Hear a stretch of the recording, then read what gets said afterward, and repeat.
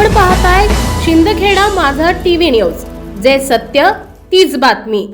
शिंदखेडा नगरपंचायतीच्या माध्यमातून शहरात विविध विकासाची कामे व्हावीत ही भूमिका सुरुवातीपासून भाजपच्या नगरसेवकांची असल्याने 2 वेळेला सर्वसाधारण सभेत जवळपास 41 विविध कामांना मंजुरी दिली आहे। त्यामुळे नगराध्यक्षा कलावती माळी यांनी विरोधक विकास कामांमध्ये अडथळा निर्माण करत असल्याच्या आरोपाचे खंडन भाजपाचे नगराध्यक्ष उदय देसले आणि नगरसेवकांनी पत्रकार परिषदेत केले आहे। महाराष्ट्र राज्याचे मंत्री तथा पालकमंत्री आमचे नेते जयकुमार रावल यांच्या मार्गदर्शनाखाली जनतेच्या हिताच्या विरोधात नगराध्यक्षांनी घेतलेल्या निर्णयाला भाजप नगरसेवकांचा कायम विरोध असेल, हे देखील त्यांनी स्पष्ट केले। शहरातील स्टेशन रोडवरील भाजपच्या कार्यालयात झालेल्या पत्रकार परिषदेत उपनगराध्यक्ष उदय देसले बोलत होते। सर्वसाधारण सभा होऊन 4 महिने झाले। या 4 महिन्यात सर्वसाधारण सभेत मंजुरी देण्यात आलेल्या कामांसंदर्भात कोणतीही शासकीय कार्यवाही नगराध्यक्षांनी केली नाही। मंजूर कामांची टेंडर प्रक्रिया देखील केली नाही। सत्तेतील राष्ट्रवादी काँग्रेसने भाजपच्या नगरसेवकांना बदनाम करण्यापेक्षा मंजूर केलेल्या कामांना सुरुवात करावी असा टोलाही त्यांनी लगावला। भाजपच्या नगरसेवकांनी कोणत्या कामांना विरोध केला हे नगराध्यक्षांनी सांगावे। याउलट मंजूर कामांबाबत कोणतीही स्पष्टता न ठेवता नगराध्यक्षांच्या शहराच्या विकासाला विरोध असल्याचं त्यांनी सांगितले। स्थायी समितीची बैठक घेण्यासंदर्भात काढण्यात येणाऱ्या अजेंड्यावर विषय स्पष्टपणे नमूद केले असले पाहिजे ही आमची अगोदर पासूनची भूमिका आहे।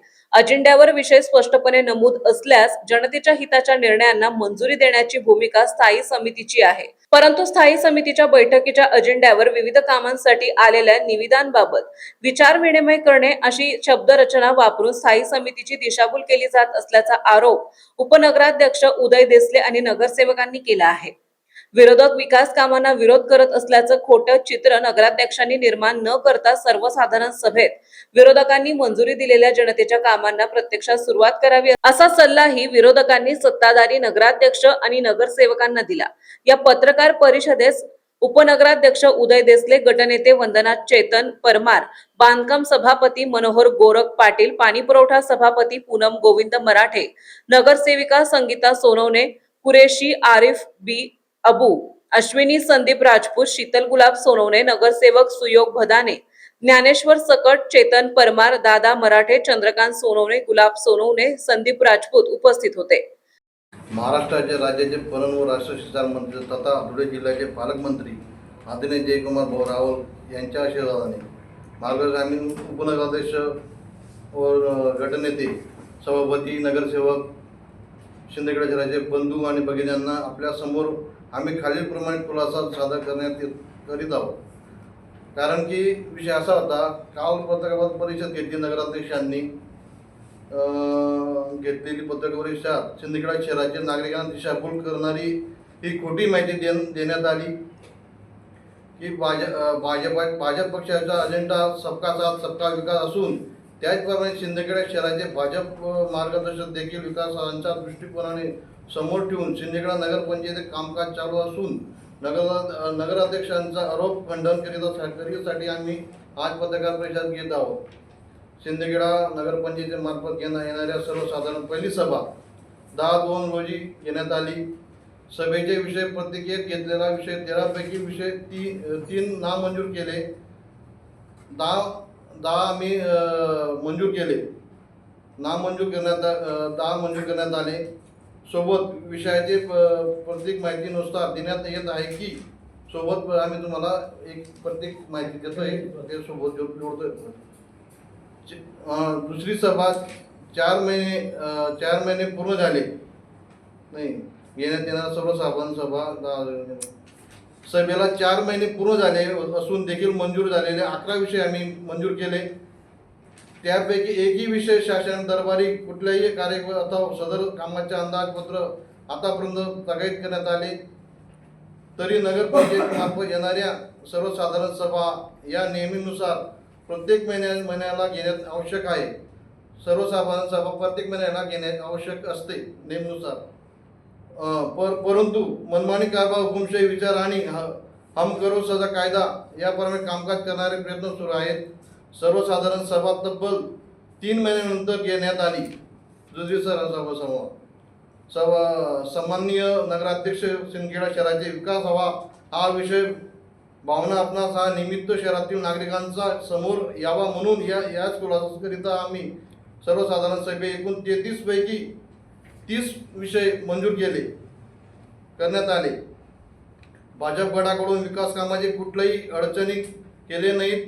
या सभे मंजूर झालेल्या 30 विषयापैकी आज तकाईत एकही विषय शासन दरबारी कुठलाही कार्यवाही अथवा सदर कामकाज अंदाजपत्रक आज तकाईत करण्यात आले नाही. आतापर्यंत कामकाज तकाईत करण्यात आले नाही. त्याच्या पुढचा विषय 4 महिन्यापासून होता. आतापर्यंत ते कामकाज तसं ठराव पास करून सुद्धा तसं कामकाज पुढे केलं नाही. महाराष्ट्राचे परराष्ट्र संचार मंत्री तथा धुळे जिल्हा पालकमंत्री माननीय जयकुमार भाऊ रावल यांच्या मार्फत मंजूर झालेले वार्ड क्रमांक 1 दलित वस्ती 25 लाख किमतीचे सभागृह व 26 लाख किमतीचे गटार कामाचे टेंडर प्रोसेस ही 21 एप्रिल 2026 रोजी पूर्ण झाली असूनही नगराध्यक्षांनी आपल्या पदाचा चुकीचा वापर करून या कामाच्या पुढील कार्यवाही थांबवण्यात आली आहे.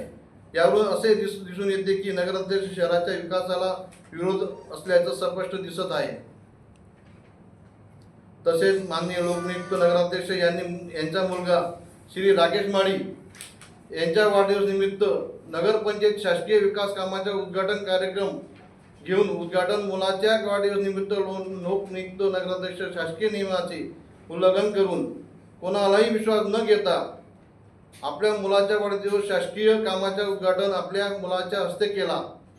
2026-27 या आर्थिक वर्षासाठी नगरपंचायत मार्फत वार्षिक निविदासाठी स्थायी समितीच्या 21/4/2026 रोजी घेण्यात अजेंडा काढण्यात आला. सदर अजेंडावर विषय कामासाठी आलेल्या निविदाबाबत विचार विनिमय करणे अशक्य स्वरूपाचा मोहम शब्द वापरून दिशाभूल करणारे विषय सोयी देण्यात मागे गोड बंगाल काय आहे हे शहराचे जनतेला समोर यावा.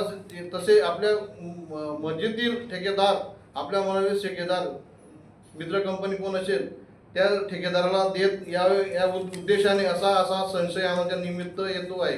म्हणून सदर सभा नवीन अजेंडा काढून घेण्यात यावी असे पत्र भाजपा गटकडून देण्यात आले. परंतु लोकनियुक्त नगराध्यक्ष मनमानी कारभार चालू असल्याने समोर आलेल्या स्थायी समितीच्या सभेचे अजेंडा स्पष्ट न देता 27/4/2026 रोजी सभा घेण्यासंदर्भात तसंच स्वरूपाचा अजेंडा काढण्यात आला. म्हणून दोन्ही सभा मोगम स्वरूपाचे अजेंडा असल्याची सभा झालेल्या नाहीत. आमचे म्हणणे आहे की सर्व विषयावर अजेंड्यावर घेण्यात यावे येणे प्रमाणे आम्ही नगराध्यक्षांनी केलेले अपूर्ण माहिती आधारे केलेले आरोपाचे खंडन करतो.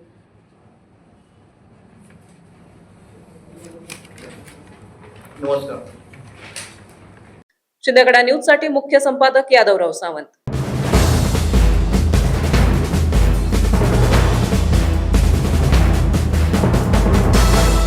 आपण पाहताय शिंदखेडा माझा टीव्ही न्यूज, जे सत्य तीच बातमी.